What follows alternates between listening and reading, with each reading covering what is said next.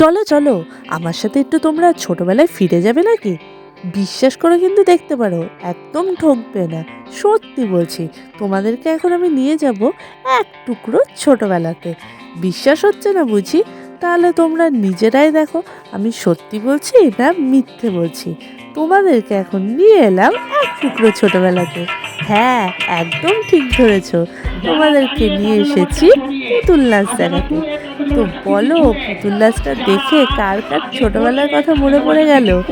আমি কিন্তু ছোটবেলায় মাত্র একবারই দেখেছিলাম এই পুতুল নাচ, আর এই বড় হয়ে আবার দেখলাম। আমার তো ভীষণ ভালো লেগেছে। আর তোমাদের কেমন লাগছে সেটা কিন্তু অবশ্যই কমেন্ট করে জানিয়ে দিও। এই পুতুল নাচের ভিডিওটা কিন্তু সেই 2022 সালের ভিডিও। 2022 সালে রানাঘাটের রথতলার ইসুবি স্কুলে এই পুতুল নাচের থিমটা করেছিল কালী পুজোতে। তো এই ভিডিওটা আমি খুঁজেই পাচ্ছিলাম না।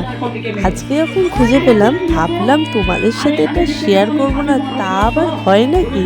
এক টুকরো ছোটোবেলা তোমরাও একটু উপভোগ করে নাও দেখে, সেই জন্য তোমাদের সাথে শেয়ার করলাম। আর এই থিমটা দেখতে যে শুধু ছোটরা গেছিল তা কিন্তু নয়, ছোটদের সাথে সাথে সব বড়রাও কিন্তু গিয়েছিল।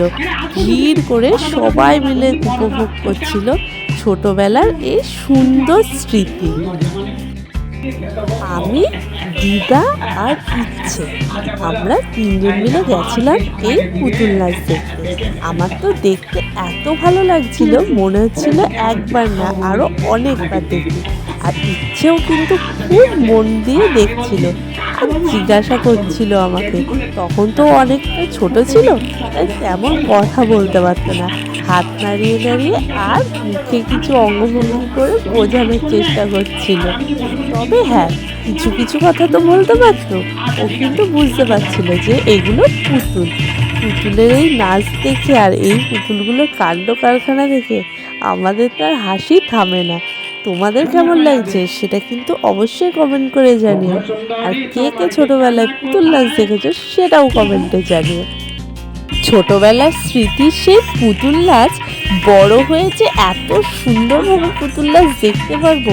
পুতুলগুলোর অঙ্গভঙ্গি, হাত পা নাড়ানো, নাচ করা, গান করা সব মিলেমিশে পুতুল নাচ একদম জমজমাট। দেখে মন চোখ দুটোই জুড়িয়ে গেল। এত আনন্দ পেয়েছে আর এত ভালো লেগেছে বলে বোঝানোর ভাষা নেই। ইচ্ছে তখন অত ছোট হলে কি হবে, ইচ্ছেও কিন্তু পুতুল নাচ শেষ হয়ে যাওয়ার পরে তাও ওখান থেকে আসতে চাইছিল না, ও আরও দেখতে। এটাই বোঝানোর চেষ্টা করছিল। আর হ্যাঁ, সত্যি কথা বলতে আমাদের আরও দেখতে ইচ্ছা করছিল এই পুতুল নাচ, কিন্তু কি আর করব। পুতুল নাচ শেষ হওয়ার পর অবশেষে আমরা বাড়ি ফিরে আসলাম। তো তোমাদের এই পুতুল নাচ কেমন লাগলো অবশ্যই কমেন্ট করে জানিও। ভালো লেগে থাকলে লাইক করে দিও। টাটা।